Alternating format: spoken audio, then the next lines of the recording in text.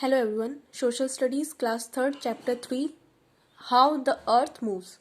Before this, we already learn about that how Earth is moved. It moves on its axis. On axis it is called rotation, and and Earth also moves around the sun. The movement of Earth around the sun on its orbit is called revolution. And Earth takes 1 day to complete one rotation and 1 year to complete one revolution.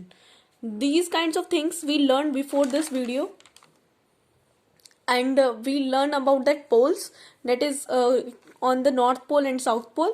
Now we will learn in this chapter, as we continue it, we will learn about the equator.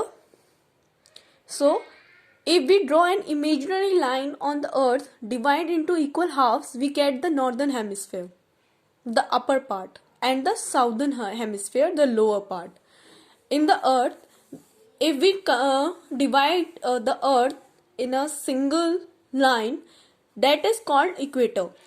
The upper north part is called northern hemisphere, and the southern part, the lower part, is called southern hemisphere.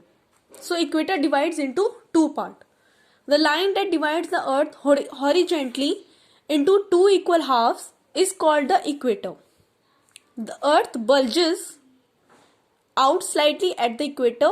The temperature of places that are on and near the equator is very hot, because the sun rays directly passes through them, because on the equator. That's why the places near the equator or on the equator is very hot. The earth rotates on its axis in a thrilled way. Due to this, one of the halves is close to the sun and the other half is away from the sun. The earth rotates on its axis in a thrilled way. It rotates like this. Due to this, one of the half is close to the sun and the other half is away from the sun, because it moves like this, vertically. The places away from the sun have longer and colder nights. Those places are far away from the sun, they are colder. But the places closer to the sun have longer and brighter days. Because of this, we get to enjoy different seasons during a year. Horizon. Now we learned about the equator here. Now we learn about the horizon part. When we look from the seashore to the farthest end of the sea, we see a place where the sky appears to touch the sea. When we see shore, last part, when you go on the beaches part, at the end you see the seashore touches the sky at the end. This kind of places are called horizon. Similarly, if we stand on a highway, we see the road appears to meet the sky at the extreme end. The place where the sky appears to meet